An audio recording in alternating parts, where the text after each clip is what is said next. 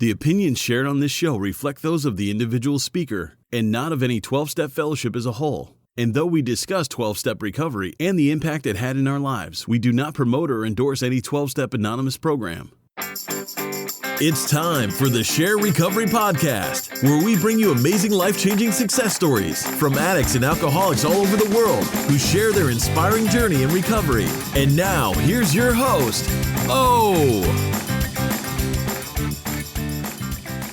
On today's episode of the Share Podcast, we have a special guest star, Luis Congdon, the host and the founder of the Lasting Love Connection. Join us as he takes us through over a decade of drug and alcohol abuse that began when he was only a child in the streets of Medellin, Colombia. You don't want to miss this episode. Hi, Luis. Thanks for joining us. Awesome to be on the show, O.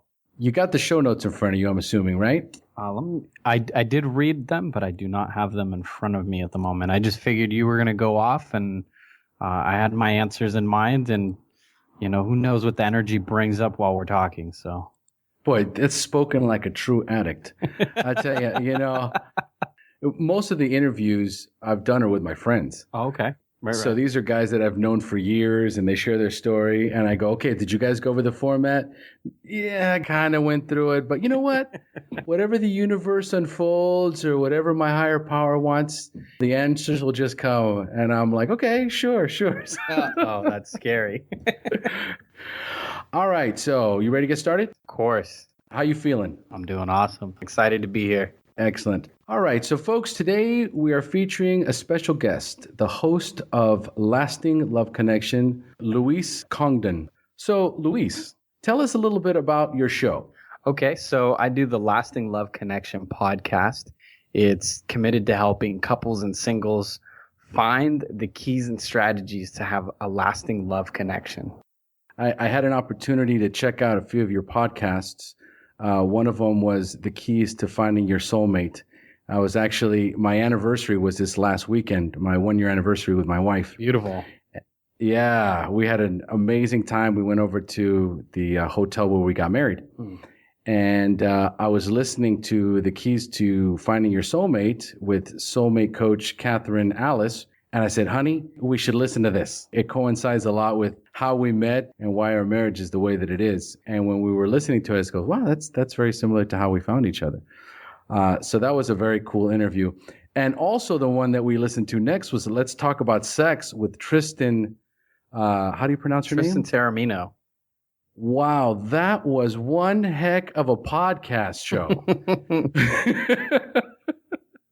I actually got a little uncomfortable. I go, I don't know if I could ask those questions. How were you when you were doing that interview? I was completely comfortable. Tristan Taormino is so comfortable with talking about sexuality that it just kind of opens you up. I mean, when you get around certain people, you enjoy the music that they listen to, but you wouldn't listen to it if you weren't around them. And Tristan, when it comes to, talking about sexuality, you get around her and you just get comfortable talking about it and going to areas that you probably wouldn't with most people.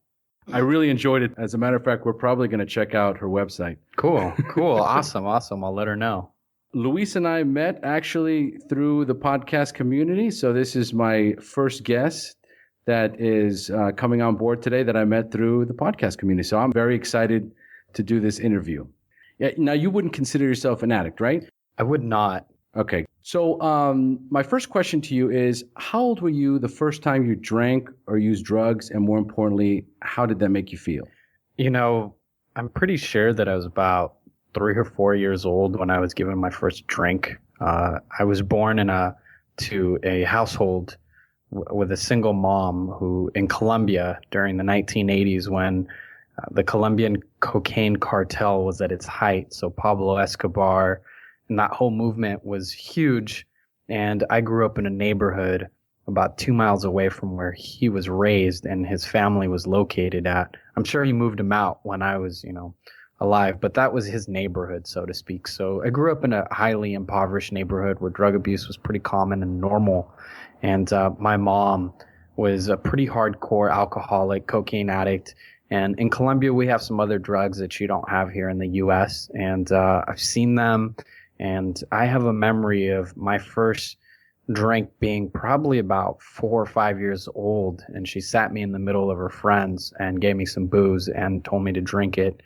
And it's kind of a hazy, foggy memory, but I do recall being given something to drink that was, it was an alcoholic beverage, or at least it was in the bottle of aguardiente or ron, because I remember those bottles. When I go back to Colombia now as an adult, I see those bottles, and it's a very, palpable experience of I've held one of these bottles and I was, 4 or 5 years old.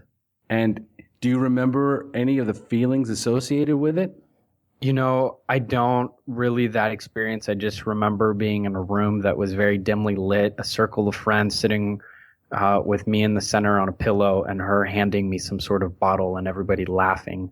And that's essentially what I remember. My first experience with drugs, most people don't consider cigarettes a drug, but I really do consider a cigarette to be a gateway drug, especially if especially if people start before they're 18. And I had my first cigarette when I was in 5th grade. And I remember thinking it was gross, but my best friend at the time said, this is going to help you get over the breakup of you and your girlfriend, and it's going to alleviate the stress that you have. It sure as hell didn't do that, but you want to trust people. I mean, you take a puff of that thing and it was disgusting. And then from there, in 6th grade, so I was 12 years old as a 6th grader, and I bought 3 bottles of probably about $5 wine from a high schooler. And it was New Year's Eve, and I went out with my best friend, and we drank, I think, 2 bottles of wine together, which totally just got us smashed. And I remember the first few hours of it being kind of fun. You're walking around, the world kind of looks like it's shaking a little bit, but it was enjoyable, and we're laughing and we're tripping and falling all over the place. And then, kind of a plummet, a hard descend, so to speak. Got home and was wobbly, and other people around me weren't wobbly, so I felt like something was off. Going into the basement and puking and trying to hide that I had just puked from one of my cousins, and having him be a little bit pissed off, but he didn't call me out on it. And then going up and talking to my dad, and going into my room and laying down, and then just having him put a pot underneath my face and puking into it.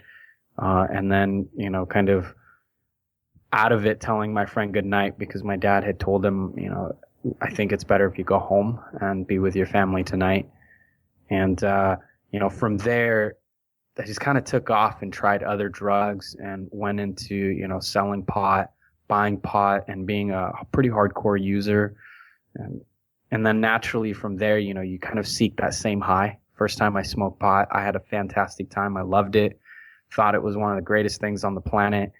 And so I kept seeking that high, and would have good times and bad times. Got in a lot of trouble. I got arrested a few times, had to go into a outpatient program. And I remember just having so many moments where I was thinking, what the hell am I doing? I'm not sure if I want to do this. And then having my buddies go, come on, let's go get high. And thinking, well, this is what they're doing. Let's go. It's going to be fun. But it wasn't. Right. Well, let's do this. Let me just turn the show over to you, Luis, and let's start from that early age when you were a child, as much as you can remember, and tell us what part of Colombia were you born in? Yeah, so I grew up in Medellin, Colombia. When people talk about the history of cocaine, you will probably come across Medellin, Colombia, because that is the city and the country where it became big and popularized. So when people talk about the Colombians, they're probably talking about people from Medellin, or at least historically speaking. I'm not saying Colombia isn't a beautiful place. I think it's one of the most fantastic places on the planet. It's just that's part of our history. And I was born in the 80s, like I said before. My mom was a drug addict, and she would leave us, my sister and I, locked inside the house all day long. So essentially we were kind of prisoners. We couldn't open the door from the outside, and there were things covering the windows like metal bars, so we couldn't escape through the windows.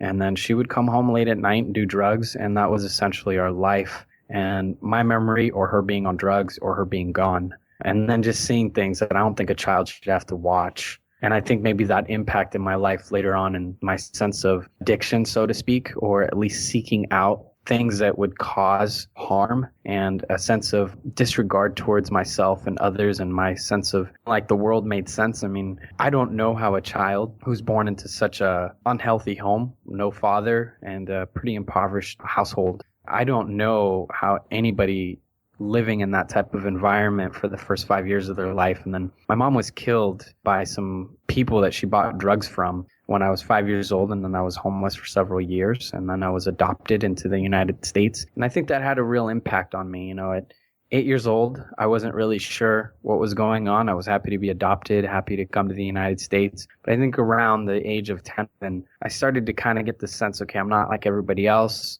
I don't really belong in the United States. This isn't exactly my first country of origin, so I don't really feel American, nor do I feel Colombian, so to speak. And, you know, why the hell did mom have to die? You know, and why was she such a bad person? And I think that drove a lot of my sense of seeking out drugs, along with it's just a cool thing to do, right? Kids think this is the cool thing to do, and I wanted to be cool. Right. And you said you had a little sister? I have a big sister and a big brother, both from the same parents. And so were you guys all adopted to different families? No, I was the only one that was adopted. So, you know, my story is really unique in that when my mom was killed, I was taken up by my uncle, and we would hop from home to home. He worked inside of people's houses, and in exchange for being in their home and working, we would get to stay there. You know, so it wasn't like an exact payout, but we'd get a roof and food taken care of, and he was like essentially a live-in maid.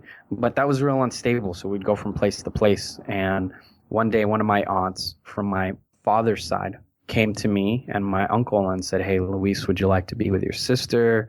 You know, your dad said he's interested in having you." And my sister, to me, she was the thing that I love the most in the world, and incredibly loyal to her. I'd gone through so much with her, and essentially she was who took care of me when my mom wasn't home, which is most of the time. So of course, she came and picked me up, drove me to this cool place with all these awesome kids and said, "Why don't you go play with them?" She left the room and left me to play for a couple hours, came back down and said, "Luis, how would you like to stay with all these cool kids, have fun?" And I said, "I'd love to." So I stayed there with the kids, later to find out that my dad, who had never met, had come and signed the documents for me to be adopted. As the legal guardian for me, he had all the rights to do so. And I was signed off to the orphanage. A couple weeks later, my uncle, who raised me, saw a picture of me in the newspaper and came back to the orphanage and said, "Hey, you know, I'm actually his guardian, and I want him out of the orphanage." And they said, "Well, you're not his legal guardian. You don't really have a bank account. You're not married. You don't have a home. So even in our own minds, we don't feel comfortable letting this child go with you." And, you know, adoption is somewhat of a big industry as well in a lot of these foreign countries. So right.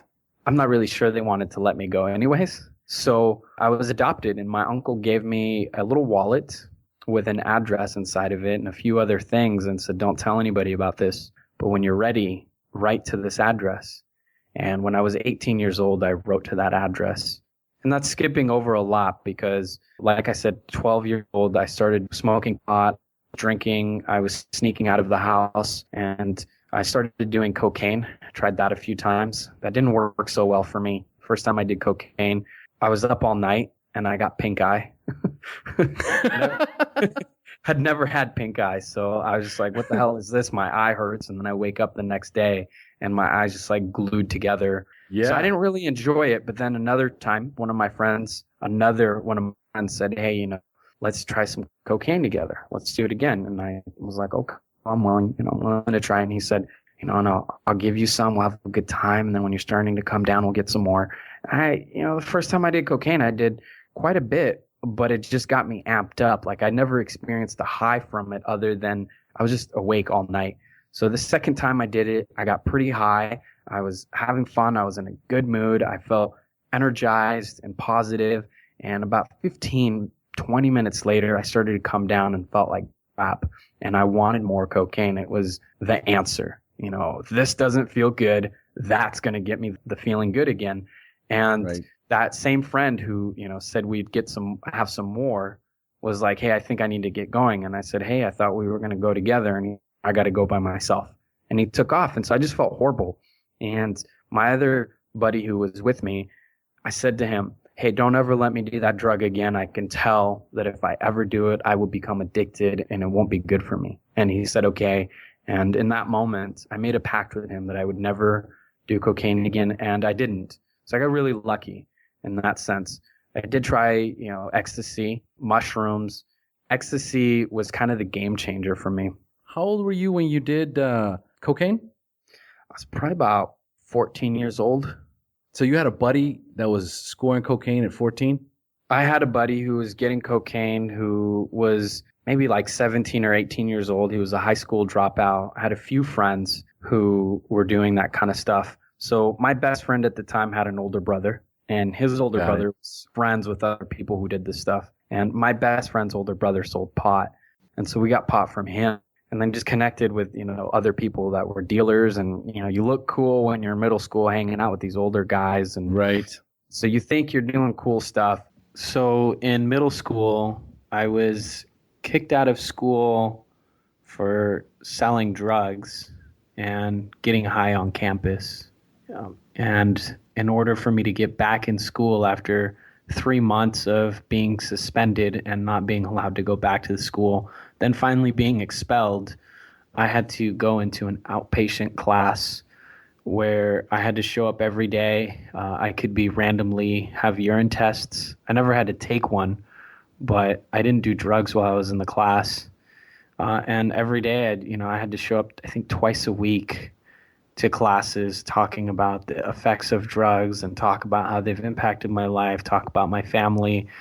They were kind of boring as hell, and everybody in the class, smoked and drank and whatnot. So it's kind of a gathering for people, teenagers that like doing drugs. So I don't know how effective that part of the class was. So this is the outpatient. This is the outpatient part of the therapy. Yeah. So it was always group. I never had to do one-on-one. I'd show up and it was a group class with about maybe 6 or 8 people. And we talked about, how hot is smoke when it goes down your throat and what it does to your lungs and to your esophagus, what it's doing to your brain. I still remember that 3% of your brain is fat. And when you smoke pot, it goes into the fat tissue of your brain. And then after that, it goes into the other parts of your brain and can destroy cells that don't ever grow back. So, some of those things really got in my head. And in 9th grade was really when some of those facts really started looping around, and the emotions that they were trying to make me feel around guilt and shame around doing drugs and how it was hurting my family and me really came back to me in high school. So in essence, this class was more of a drug awareness class than it was like a therapy class. Yes. And that's why the kids that were in there, they were there to become aware of the negative effects of drugs and alcohol. But in the meantime, they're drinking and smoking and partying, and it's like a big joke to them. There was a number of them that were that way. And then there was a few of us that really deeply wanted to change. We had enough problems with drugs and alcohol that we really did want to change.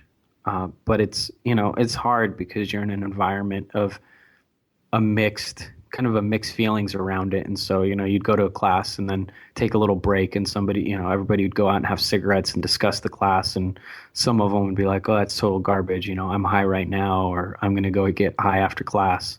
So, is kind of mixed, but I don't think a class can fully control that. I think what a class can control is the content that they're delivering, and hopefully, aim the arrow to where it's supposed to go. And for me, it helped aim me to a place where I understood the impact of drugs, not only mentally and factually, but emotionally. It really got to me later on. So when I was actually 15, when I ended up taking ecstasy, was when some of those facts started popping into my head, and just kind of that shame. At different points in my life, I would start thinking about videos that we had or conversations that we had, and I'd hear my drug counselor telling me about his experiences and what had happened. So I think those classes really work. It's just, you can only set the seed, and then at some point, hopefully it blossoms. think a lot of people didn't know how angry and depressed I was inside. Something was eating away at me internally, and I would have never admitted to people, but I can tell you that, you know, in the own privacy of my own life, kind of in the inner realms of nobody knows this about Luis other than just Luis, I would sit down and I would write poetry. In middle school, there was a teacher who recognized me as a brilliant kid and asked me to come in after school. And usually that's not a good thing. So she added, "It's your choice. I just wanted to chat with you for a moment. I have something for you." So I came after school and she handed me a poetry book by Pablo Neruda, who I believe poetry to this was a huge saving grace for me. Because after receiving his book, I started reading his poetry and I felt like, wow, this guy understands suffering, but he makes something beautiful with it. Now, a 13, 14-year-old wouldn't phrase it that way, but I just felt like what he was doing was really marvelous. And I would start writing and trying to emulate him. And I didn't tell anybody this. And I remember going over to one of my drug buddies' places and, you know, he was selling cocaine, ecstasy, pot, primarily ecstasy. And we took mushrooms. And I remember while I was tripping, at the end of my trip for mushrooms, I put this big white shirt that I had on over my face and I started crying. And I started recalling this one night when I was at a park drinking a 40 with my friend. And this homeless guy comes by and he says, "Hey, do you guys mind if I hang out with you?" We're like, yeah, sure. And he goes, "Well, I just don't want to interrupt you. You know, I like company." And we're like, "Yeah, come on, come and sit down with us." So he drank with us and we talked for a while. And he said, "I'd really like to give you guys a gift for your generosity. It's just been so nice to talk to somebody." So he pulls out his pocket, kind of empties it because he doesn't really have a whole lot. And he's got like a tiny little playing card and a little magnet and some pieces of trash, all pretty much worthless stuff. Right. And says, "I'd like to give you guys one of these things. I'm not sure what I can give you just to thank you." And then he takes his sunglasses off his shirt and says, "I'm going to give you these sunglasses." And we both go, "No, we don't need anything. You know, it's just really nice to sit with you. You're a cool guy. It's, you know, whatever." He goes, "No, I'd like to give you something because you guys remind me of myself and where I ended up." And that hit me. When I was on mushrooms, I remember covering my head and thinking, that guy was telling me if I continue this life, I'm going to be him. Walking through a park drinking with teenagers and thinking that is the highlight of my night, is that I'm drinking with 14-year-olds in a park. And I was crying and I thought about my uncle who took care of me while we were homeless. And I felt so guilty and ashamed. And I could hear my friends in the room going, "Hey, let's do a candy flip." And candy flipping is where you get high on one drug. And at the tail end of that drug, you take another drug. So you take mushrooms, and as soon as you come down, you might take ecstasy, you might take cocaine, whatever it is that you want to do. But it's essentially mixing drugs and getting one high to the other. Right. And I was just crying, thinking, this is what my life amounts to right now. And I have a good home. I was saved from a drug-addicted home, from a country that's highly impoverished. And this is what my life amounts to. My uncle would be incredibly dissatisfied, angry, and hurt, thinking this is what I do with my life now. And I didn't resolve it. You know, I woke up, everybody was packed. I had to get up and bus home. And I remember sitting at the bus thinking, these guys don't really care about me. Here I am. I'm tired as hell. I don't feel well. And I've got to get myself to the bus. And there isn't a single person that cared about me when I woke up. And nobody asked me, you know, what was going on with me. They were just laughing, taking their drugs. And I wanted to hide that I was hurting. But that experience, along with some other ones, really culminated to one moment where I took ecstasy with all my buddies. And these are the guys that every time we get together, there's one motivation. Let's get high. You know, let's get high and then let's go to the park. It's always let's get high and then do whatever. I took ecstasy and that drug made me super happy, super loving. And I'm not encouraging people to take it, but what it did do for me is it brought out this part of me that I had been hiding from the world, that kind, sensitive, caring side, and that side that wanted more from my friendships and more from my connections. And I started doing kind of this like free flow poetry, and there was these two girls there and they thought it was amazing. And they were like, "Oh my God, you're so great. You're so sweet." And they kind of just egged me on to bring more of that out. Thank God to them. I went to my best friend's and I said, hey, listen, I love you.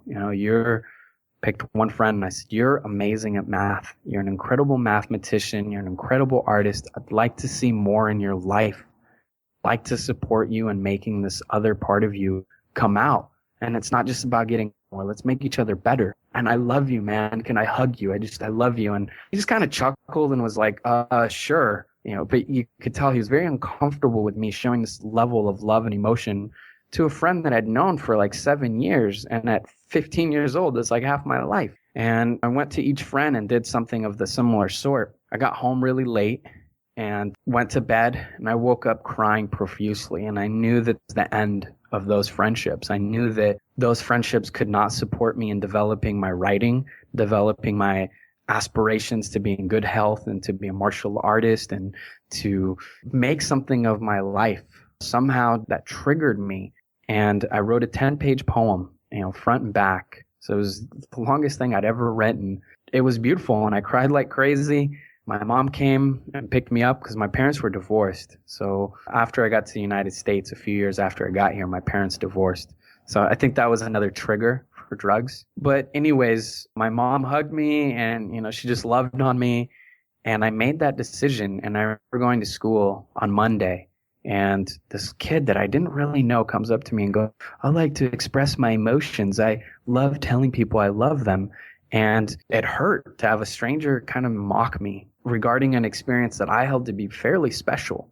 And that just solidified for me, why do I want to be friends with people that are going to tell total strangers about something that I felt was private and special and then be mocked for it? So I dropped that friend and I dropped everybody. And I went through a revamp. I mean, I threw out most of my clothing that made me look like a little gangster.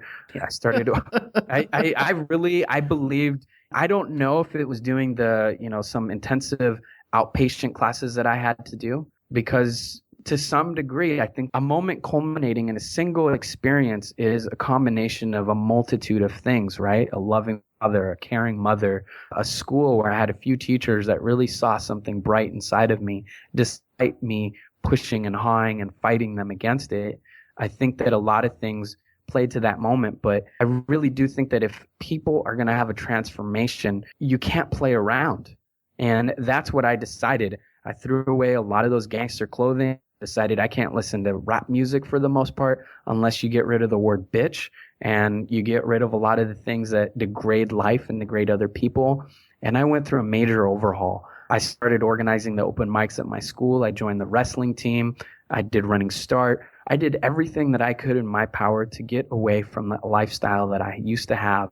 And boy, did it make a difference. Luis, those are just some unbelievably amazing changes that you made in your life, and at such a young age. Your story is so powerful and moving on so many levels. These are some of the things that drug addicts and alcoholics that I have come to know over the years, it has taken them years to find this sort of awareness. And it's usually only when they come into the rooms and start working the steps.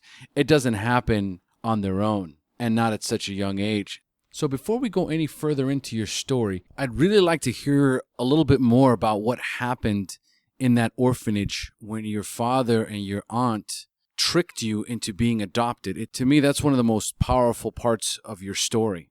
So it was his sister, my aunt from my dad's side, came to my uncle on my mother's side and asked my uncle if I wanted to go with my sister. Then my uncle asked me, and I said, of course. So my sister, or my aunt, took me to the orphanage. I never met my dad. I met my dad when I was 18.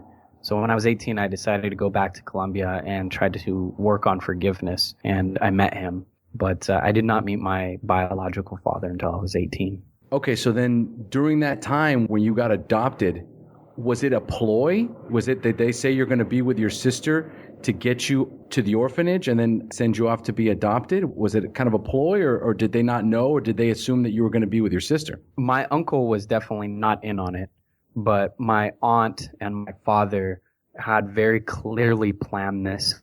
I mean, down to, having an appointment and bringing a little boy into the orphanage and sending him off to go play with the other kids while my aunt went upstairs and spoke with the people at the orphanage. And then my dad would have had to come into the orphanage and go upstairs and sign me to be adopted.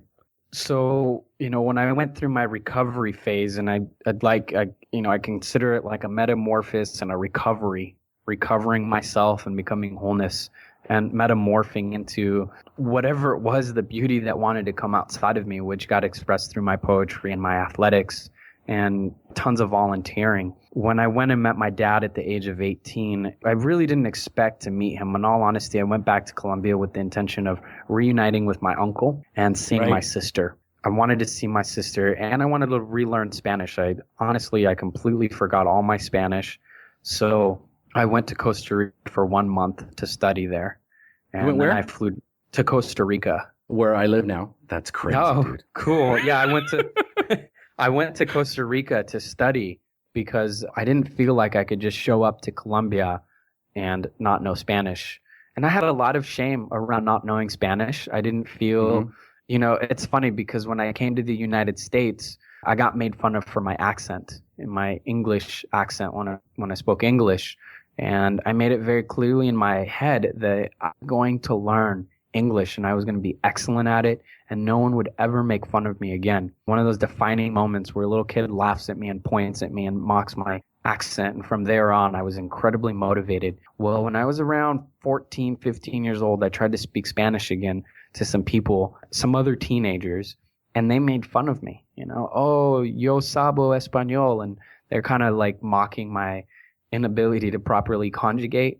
And I just said, screw it. I don't need to know Spanish. I'm in a world where English is dominant. I'm in a culture where English is dominant, and I don't need people to be that towards me. So I decided I didn't need, and when I was 17 years old, I just said, I don't want to hold the shame anymore. I am Colombian, and I don't want my uncle who took care of me. My uncle to me was kind of like this martyr almost, like he gave everything up for me. And so I have to try my best to make him proud. So I decided that knowing Spanish was a way back into his heart, or a way to say thank you, because he sacrificed a lot to take care of me. And I went and studied in Costa Rica. And before I went to Costa Rica, I wrote to that address that I told you about. And my family responded about 3 or 4 months later, and I was crying in the car reading that letter.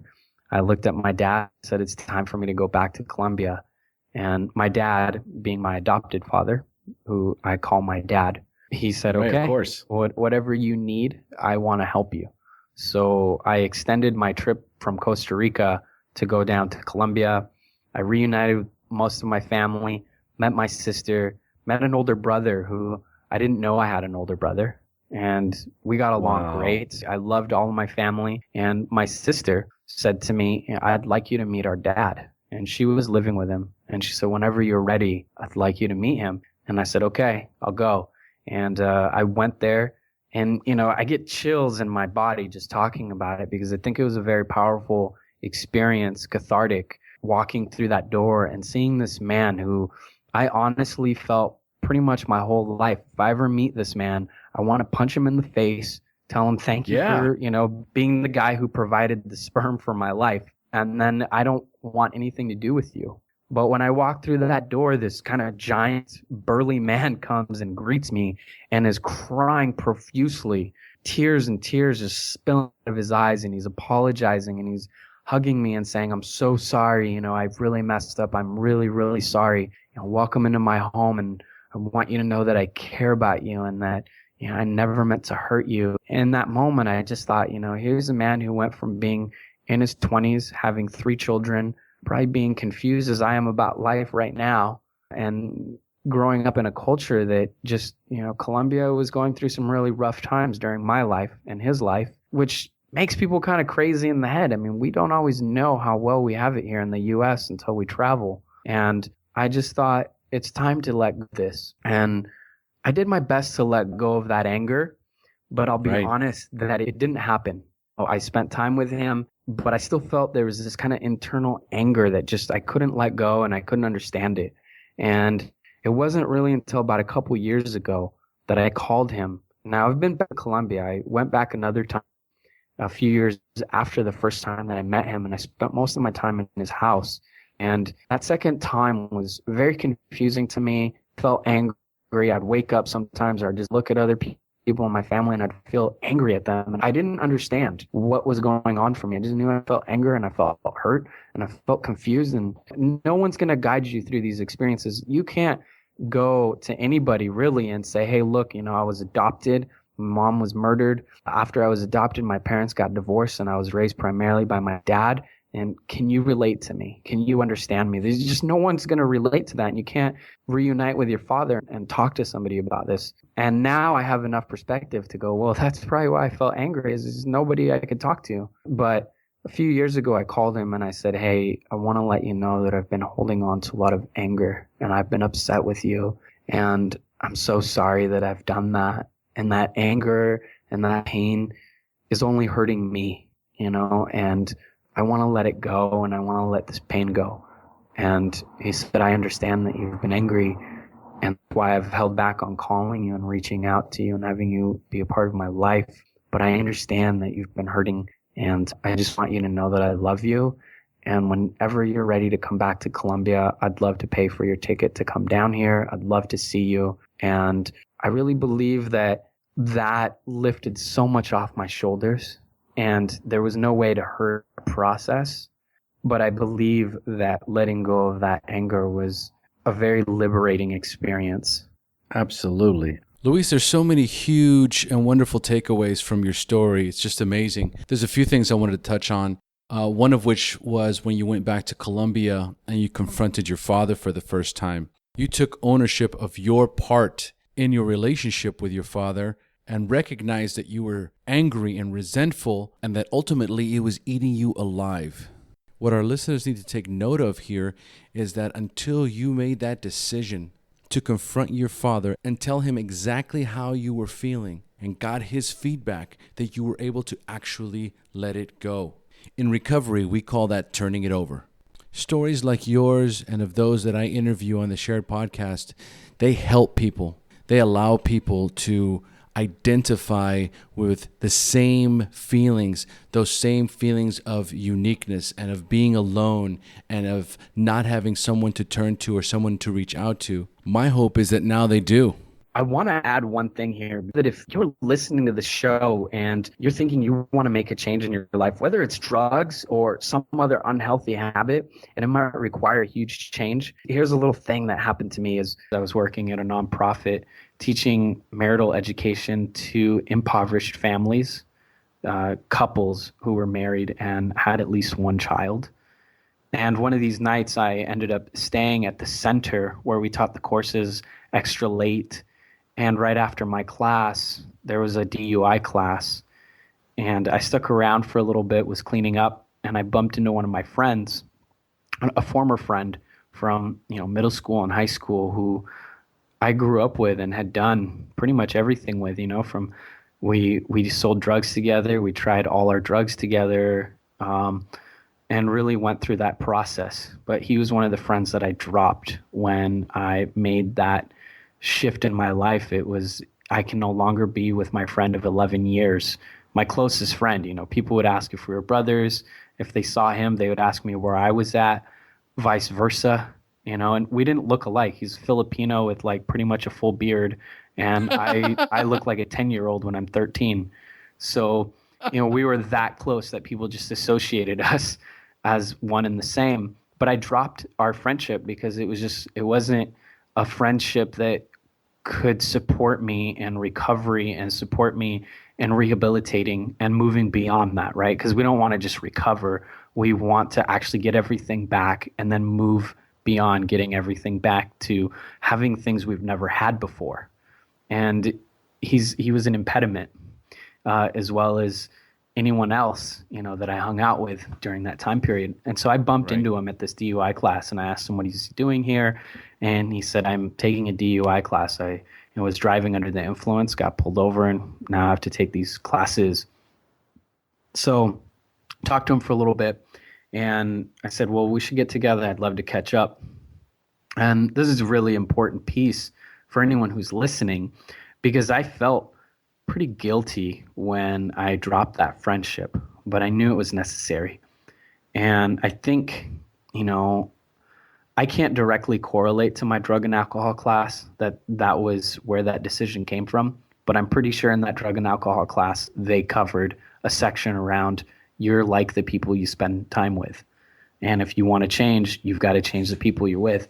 So him and I got together and we hung out, and he told me, hey, when you stopped hanging out with me and you stopped returning my calls and you pretty much dropped our friendship, it hurt, and I didn't understand it.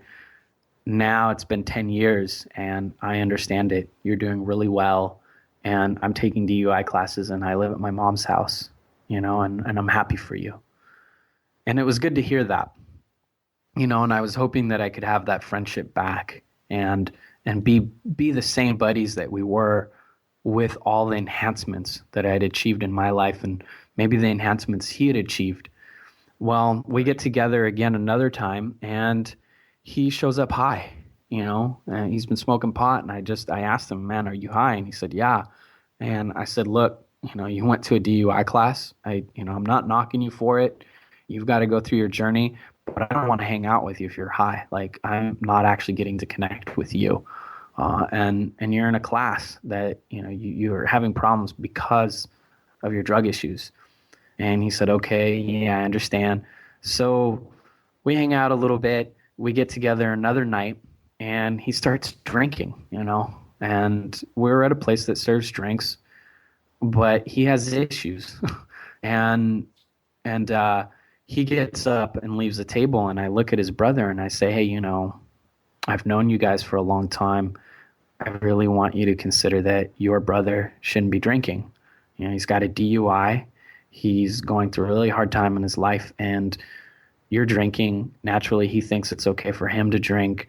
And it's up to you guys what you guys want to do, but I just want to encourage you to care about him and help him make decisions that are right for him. So my friend gets back, sits down at the table. We're all chatting. This girl shows up, and she's like, hey, let me order you guys drinks. And especially for him, she's like, let me order you a few drinks, baby. And my friend's brother looks at her and says, I think it's better if we don't drink tonight. Let's just all get some water. Yeah. And it made me feel so good, and it made me feel good about having that conversation that I felt incredibly uncomfortable bringing up. Nobody wants to be the person that says you have a problem and I want to help you get over that problem. There's ramifications for saying that. People are likely to get pretty pissed off at you if you do that. Well, how did your friend take it when he said that? He just kind of nodded his head and said, okay, I think that's a good idea. It was coming from his older brother who he admires and loves and looks up to. So it was also, his brother saying, I'm not going to drink. Why don't we all just have some water tonight? So it didn't really seem like he was, pointing at him. It's like, we're all in this together. If you've got this problem, the subcontext is we're all in this together and I'm choosing not to drink. Why don't you make that choice with me? Now, didn't this guy post something on Facebook after his DUI class? Yeah. So my friend who went to the DUI class, who, again, I was really hopeful that him and I could, have that same friendship. He was like a brother to me. And he finishes his DUI class. And the night that he had his last DUI class, he created an event to go to a bar. And he writes on his Facebook wall, hey guys, come and join me at this bar. I'm going to get drunk. I just finished my DUI course and now it's time to party. It's so typical, man. It really is. It's priceless and typical for someone who has a problem with alcohol. Yeah, and that thing that he said there really sealed the deal for me that, I'm not a savior for him. And our friendship is no longer and probably can never be what it was. And there's a tinge of kind of sadness around that, but there's also a tinge of happiness, at least for me, that I recognize that if I chose to be his friend, I would be saving him and putting myself in a space where, the guy was selling pot while he was going to the DUI course. And, at one point after we got done hanging out, he pulled out a big bag of weed and said, I got to go sell this. And I just said, what the hell, man? I've been in the car with you and you've been carrying this around, and, like, I want to have a good life, and, you're probably not going to get pulled over, but you have a DUI, so you're a little bit more suspect. And, if they found that, I'd get in trouble, and I just don't want those issues. So again, his behaviors really sealed the deal for me, that him and I, our friendship extends to saying hello and catching up for a little bit, but minimizing how much time I'm in his atmosphere. Textbook alcoholism, buddy, at its finest. Mm-hmm. It's amazing because most of the guys that I interview, this is the part of their story that they talk about once they found recovery. Once they start working the steps, these epiphanies that they have about their life and the people, their so-called friends, that's when it starts to actually make sense. But it's only through going to meetings and having conversations like you and I are having right now. It doesn't come on our own. So, Luis, it's been absolutely a pleasure having you on the show. I've just loved your story. It's just impactful. It's beautiful. And now it's time to wrap up the show. This part of the interview is for the newcomer. So I'm going to ask you a series of questions about your early recovery, and you're going to respond with inspiring and insightful answers that you can share with our newcomers. Luis, are you ready? Ready. All right. Do you have a favorite book that you could recommend to someone that's struggling with drug addiction? Well, anybody who's looking to have a successful recovery, and anyone who has a drug addiction problem, I think one of the key features of all people who are drug addicts is they're really incredibly sensitive people, and they're people who are suffering, and they're searching for some sort of happiness, some sort of understanding, some sort of way for everything to make sense. For me, and my gateway to discover that my life makes sense and that sadness is natural and that I could feel that and find some sort of beauty in all that pain, for me, it was poetry. Pablo Neruda, specifically the book, The Captain's Verses, was a really wonderful way for me to find some sort of outlet and some sort of person that could speak to me about the beauty of life and also the sadness in it, in a way that made me go, there's some beauty here, and I can accept the pain that's happened in my life and be happy about it even. Perfect. Excellent. And what is the best suggestion you have ever received? My mom a lot of times tells me that I can choose the reality that I want. And for me, really what that means is I have a choice in the way that I perceive things. So in a lot of ways, I don't know if I can change the outcome of things, but I might be able to change how I perceive the things that have happened. That's a great suggestion. Well, I'll tell you, if it's okay for me to share a little bit more about that is, my mom died when I was 5 years old. She was killed, and I was homeless after her death. And prior to that, my mom just left me locked indoors all the time. And I didn't really have, like as a little kid, I didn't have friends. I didn't have a life outside of being locked in my mother's home and witnessing her do some of the most atrocious things that I think a young child could witness. And when I was adopted and came to the United States, a lot of that pain came to surface of, why the hell would my mom die? Why did I have to leave my country? Why did I have to become homeless? Why do I have to be adopted? And I really had to learn how to perceive that in a different way so that it didn't hurt me, but it could be a way that I could find some sort of beauty in it. And my way of perceiving it is my mom decided to die, because she was a drug addict and because she was a mother. She knew that she couldn't be the mom that she wanted to be due to her addiction and the life that she led. And so she chose to die. She created a situation where someone would kill her by choice, of her own choice, so that she could be my mom in a different way, So she became my angel afterwards.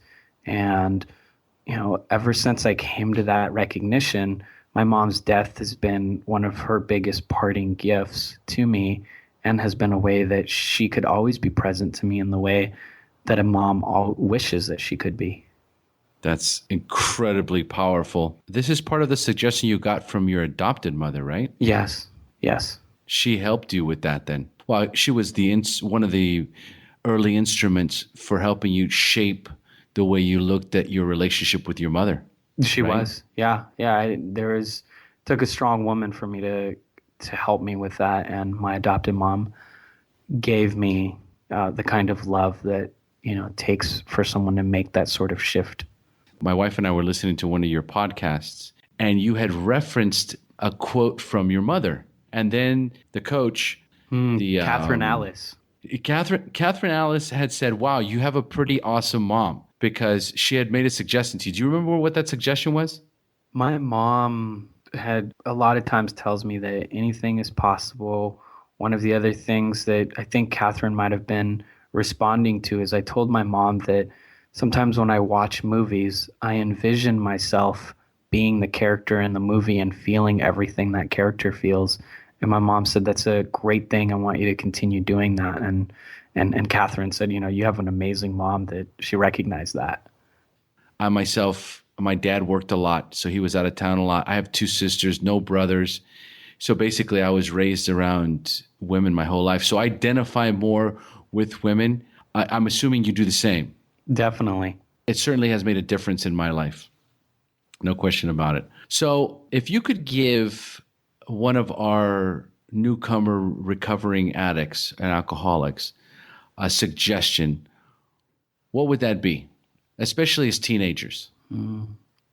I would suggest for them to find something other than drugs that they love and start spending more time doing that.